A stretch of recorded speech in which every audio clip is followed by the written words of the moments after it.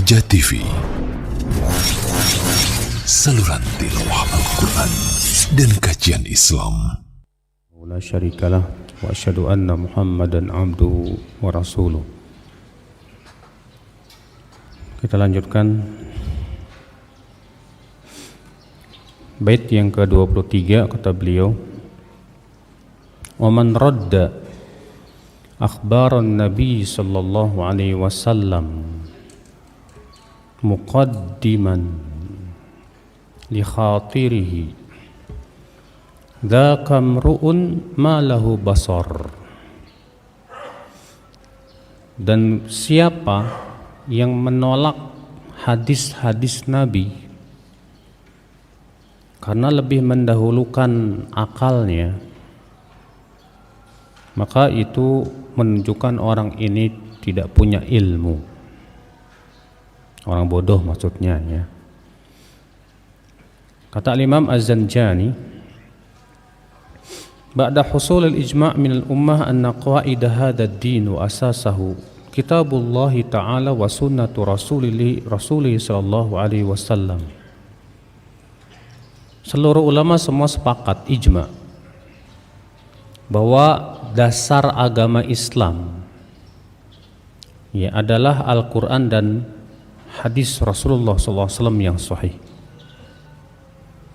Faman talaqa ahadahuma ba'da dhalika birraddi wa ta'wil min nafsihi mimma lam yusbaq ilaihi dalla bidzalika zayghuhu wa syudzuduhu 'anil ummah, kata beliau. Maka siapa yang mengambil ya atau siapa yang menolak Al-Quran dan hadis dengan akalnya atau dengan mentakwil, menafsirkan dengan pendapatnya sendiri yang sama sekali tidak ada pendahulunya dari kalangan sahabat, tabi'in dan salaful ummah, maka ini menunjukkan orang ini, kata beliau, sudah menyimpang dan menyeleneh. Ya. Falazima kulla muslim fi dinihi mujanabatuhu wa mubayanatuhu wa tabarri minhu wa min fi'lihi. Maka kalau kita mendapatkan orang seperti ini, orang yang suka menolak hadis, menolak Al-Quran dengan akalnya, dengan pendapatnya, maka kata beliau lebih baik kita jauhi orang ini. Ya. Jangan kita duduk-duduk bersama dia, apalagi kalau ngomong masalah agama. Sebab yang seperti ini yang ada adalah menyesatkan, saudaraku. Ya, dia bicara masalah agama dengan pendapatnya saja, dengan ro'yunya saja, dengan akalnya saja. Al-Quran dan hadis dia tafsirkan dengan pendapat dirinya saja. Ya, yang ternyata tafsirnya sendiri juga tidak ada satupun ulama yang mendahului dia. Ini berbahaya, ikhwatul Islam, saudaraku sekalian. Ya, li'annahu syaqallaha fi amrihi. Kenapa? Karena orang ini sudah menyimpang dari jalan Allah. Dia sudah menyimpang dari perintah Allah Subhanahu wa taala. Maka ini, saudaraku sekalian, jadi bahkan Imam Az-Zahabi berkata, kalau ada orang ya yang setiap kali kita bawakan dalil selalu ditolak oleh akalnya, kata beliau apa? Maka ya dudukilah dadanya dan ruqyah dia dengan ayat-ayat Al-Quran, karena dia setan. Maksudnya beliau, orang kayak gini kayak perbuatan setan gitu loh. Ya, suka menolak dalil dengan akal dia, dengan pemikiran dia, dengan ro'yu dia. Apa bedanya dengan iblis yang menolak perintah Allah dengan apa? Dengan ro'yunya. Seorang mukmin itu kalau sudah ada qala Allah, qala Rasul, qala sahabah, kewajiban dia adalah sami'na wa ata'na. Jangan sampai dia lebih mendahulukan apa? Mendahulukan ro'yunya, lebih mendahulukan pemikirannya, hawa nafsunya daripada ya firman Allah dan sabda Rasulullah sallallahu alaihi wasallam. Ya. Kita lanjutkan poin berikutnya 24, wala tasma'an da'iyal kalami fa innahu aduwwun li hadzal dini an hamlihi hasar.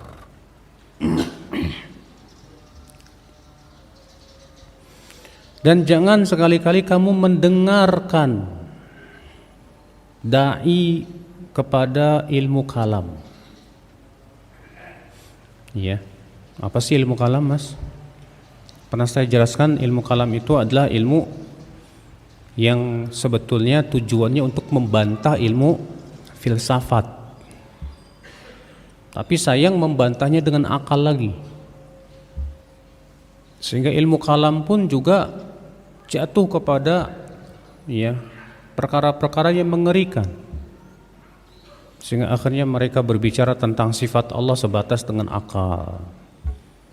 Mereka berbicara tentang masalah agama sebatas dengan apa? Dengan akal. Maka gara-gara ilmu kalam inilah yang menyebabkan orang Mu'tazilah mengatakan Al-Quran makhluk. Gara-gara ilmu kalam inilah yang menyebabkan orang-orang neo Mu'tazilah menolak hadis ahad.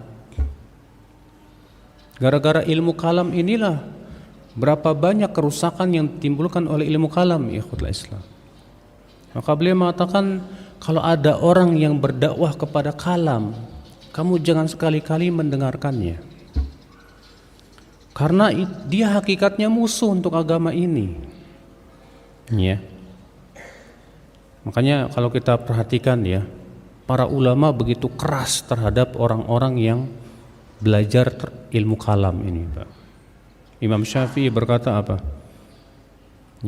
Sebagaimana pernah saya sampaikan, la'am yubtalal abdu bikulli dzambin siwa syirk. Seseorang jatuh kepada seluruh dosa kecuali syirik, itu lebih ringan daripada ia belajar ilmu kalam. Bahkan kata Imam Syafi'i, hukuman saya buat orang yang belajar ilmu kalam, diarak ke desa-desa, dipukul dengan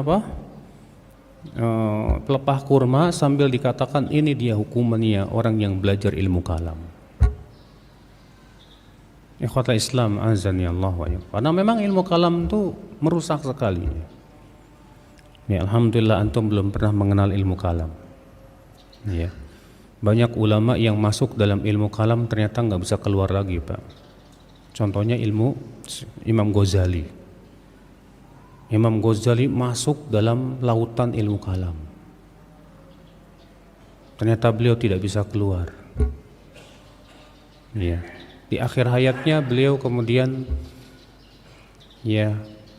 sibuk dengan belajar Sahih Bukhari. Tapi kemudian beliau pun meninggal dunia sebelum beliau menulis buku tentang rujuknya beliau itu. Imam As-Sam'ani, beliau masuk dalam ilmu kalam. Fakhrur Razi masuk dalam ilmu kalam. Dan rata-rata mereka akhirnya di akhir hayatnya menyesal semuanya, Pak. Mereka mengatakan bahwa ilmu kalam ini ternyata hasilnya kepada sesuatu yang tidak ada. Makanya bahaya sekali, ikhwatul Islam azani Allah wa iyyakum. Syekh Abdul Razak membawakan sebuah athar dari Muhammad bin Sirin bahwa ada dua orang masuk kepada Muhammad bin Sirin dari ahlul hawa. Ahlul hawa ini maksudnya orang-orang yang punya pemikiran yang sesat, menyimpang. Karena di zaman dahulu, Pak, orang-orang yang mempunyai pemikiran sesat, menyimpang, tidak mau ngikutin Quran, hadis, tapi ngikutin ra'yunya sendiri, itu disebut dengan apa? Ahlul hawa. Nah, dua orang ini masuk kepada Muhammad bin Sirin. Lalu dua orang ini berkata, "Hai Abu Bakar." Muhammad bin Sirin ini kunyahnya Abu Bakar. "Hai Abu Bakar, maukah kami bawakan kepada engkau hadis?" Kata Muhammad bin Sirin, "Enggak." "Atau kami bacakan kepada engkau ayat Al-Quran?" Kata Muhammad bin Sirin, "Enggak." "Pergi kalian dariku, atau aku yang pergi." Sampai begitu, bayangkan. Kenapa Muhammad bin Sirin menolak dibacakan oleh dua orang ini hadis, Pak? Karena tujuan dia adalah mengelabui. Dia bawakan hadis tapi tafsirkan dengan apa? Ra'yunya. Tanpa ada ulama, para sahabat satupun juga yang mendahuluinya. Karena memang pasti ya, setiap orang yang menyimpang, dia akan berusaha untuk mencari-cari dalil sebagai apa? Pembenaran. Pasti itu, Pak. Orang liberal saja sebagaimana sudah kita sebutkan ya, mereka ketika mengatakan bahwa semua agama sama, bawakan dalil surat Al-Baqarah ayat 62. Orang Mu'tazilah yang mengatakan Al-Quran makhluk, bawakan dalil yang menunjukkan bahwa Al-Quran itu makhluk. Di antaranya hadis bahwasanya Rasulullah SAW bersabda, Al-Quran akan datang nanti pada hari kiamat memberikan syafaat kepada apa? Pembacanya. Wow. Berarti dia akan datang. Kalau datang makhluk dong. Demikian pula orang-orang Rafidhah ketika mengkafirkan para sahabat bawakan hadis. Iya. Nah, Muhammad bin Sirin gak mau dua orang ini bacakan Al-Quran lah hadis. Padahal Muhammad bin Sirin ini ulama besar, Pak. Kenapa? Karena takut syubhat mereka masuk ke dalam hatinya. Masya Allah. Gak kayak kita. Kalau kita kan moto kita apa? Sebagian kita mengatakan begini, saya sih ngajinya ke semua orang ya. Yang benar saya ambil, yang gak benar saya buang. Sementara dia belum punya parameter yang jelas untuk menilai mana benar, mana salah. Sementara dia sendiri belum punya kemampuan untuk memahami Al-Quran dan hadis dengan benar. Tapi kemudian telinganya dia buka untuk semua syubhat. Akhirnya apa? Hatinya dan pemikirannya banyak syubhat sudah. Kalau para ulama terdahulu aja ngeri, Pak. Mereka hati-hati banget deh untuk menyelamatkan agama mereka. Karena keselamatan agama itu segala-galanya. Lalu beliau membawakan asar dari Tawus. Ia pernah, ya wakana Tawus yamshi ma'abnihi.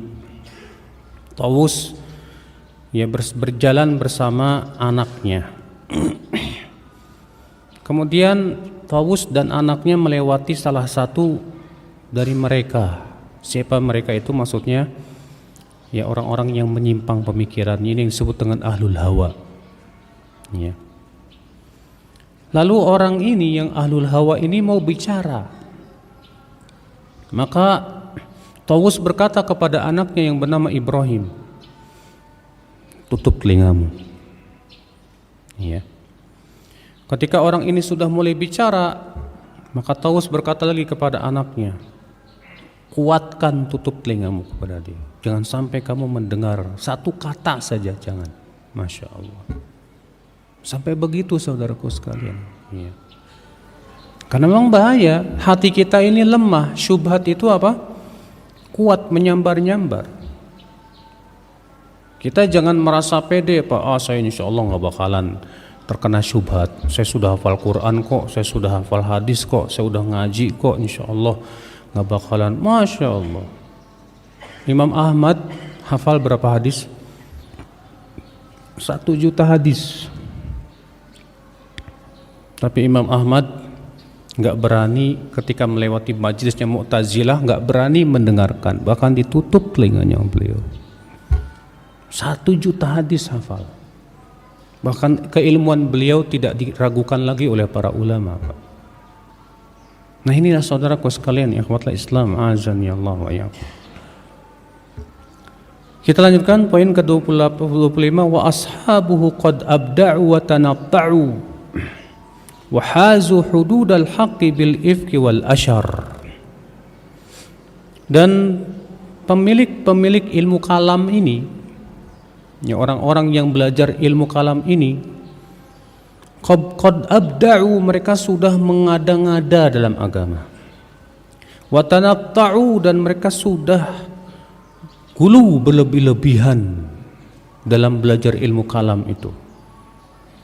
Wajazu hududal haqqi, sehingga mereka melampaui batasan-batasan kebenaran. Bil ifki, dengan cara berdusta, wal asyar, dan dengan cara kesombongan mereka. Karena memang ya, ikhwatul Islam azani Allah wa iyyakum, orang-orang ahli kalam itu Pak sangat bangga sekali dengan apa? Ilmu kalamnya. Kenapa? Karena mereka menganggap ilmu kalam itu sesuatu yang sangat masuk rasio akal mereka katanya. Ya, karena ilmu kalam kan sudah saya sebutkan tadi, bicara tentang agama murni dengan apa? Akal. Di zaman sekarang banyak Pak orang-orang yang merasa punya titel profesor, orang yang merasa dirinya apa? Intelektual.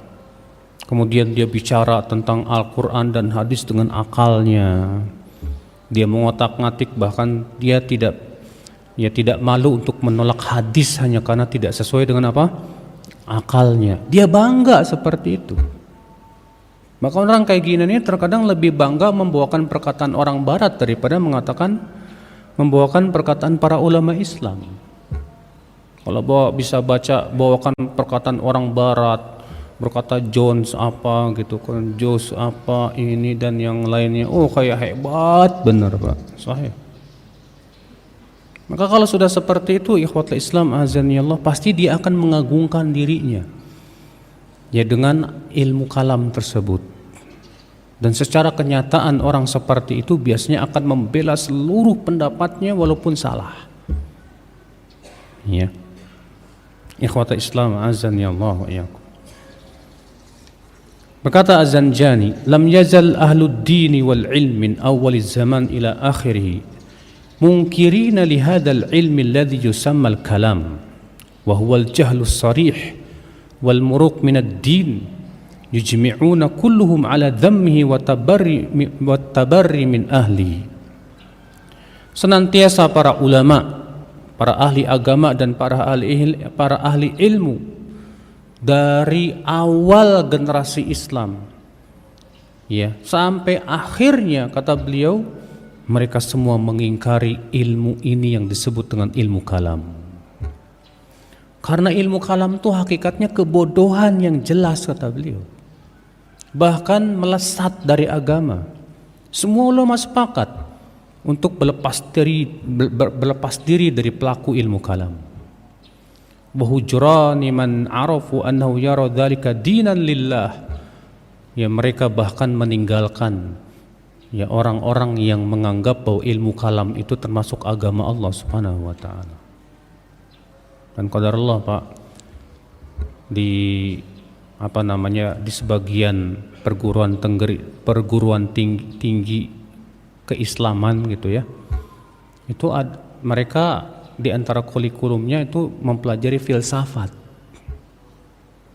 Bahkan ada khusus fakultasnya, fakultas apa? Filsafat. Dan Masya Allah, fakultas filsafat ini bicara tentang Allah dengan apa? Akalnya.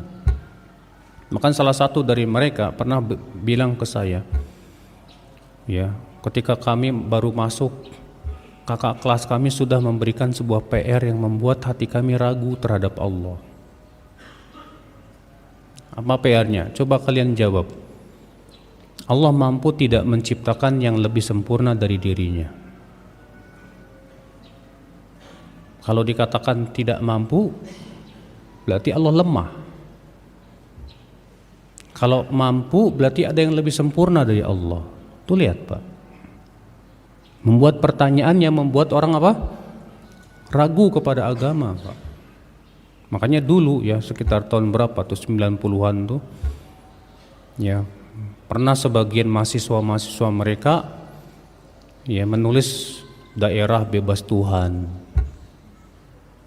Ada yang bikin zikir dengan cara anjing Hu Akbar. Kenapa? Akibat belajar ilmu filsafat itu Pak, itu hasilnya kayak gitu. Hasilnya adalah keraguan tentang Allah, keraguan tentang akhirat, keraguan tentang agama. Itu yang diinginkan memang.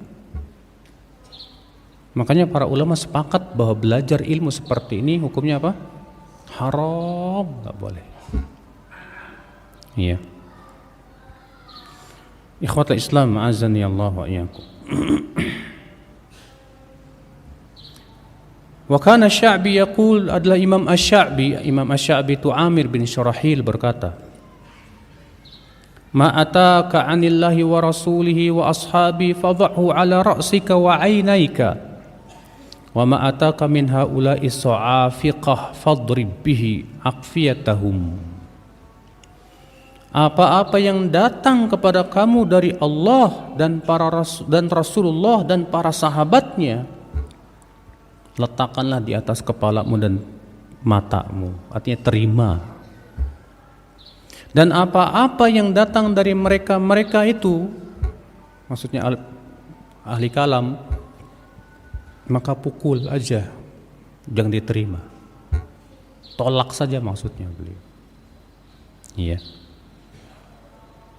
Beliau juga berkata, antum bi khairin ma atakumul ilmu an akabirikum wa hum ashabu Rasulillah sallallahu alaihi wasallam wa ma atakum an asagirikum wa humul araiyun faqad halaktum. Kalian akan senantiasa di atas kebaikan, kata Imam Asy-Sya'bi, selama ilmu itu datang dari kibar kalian, itu para sahabat. Adapun kalau yang datang itu dari orang-orang asagir, yaitu orang-orang yang lebih mendahulukan apa? Akal pikiran mereka, kalau kalian ikuti mereka, kalian akan binasa. Ikhwatul Islam, azani Allah wa iyyakum. Makanya kewajiban kita, akhi, di dalam beragama itu ya betul-betul memilah dan memilih.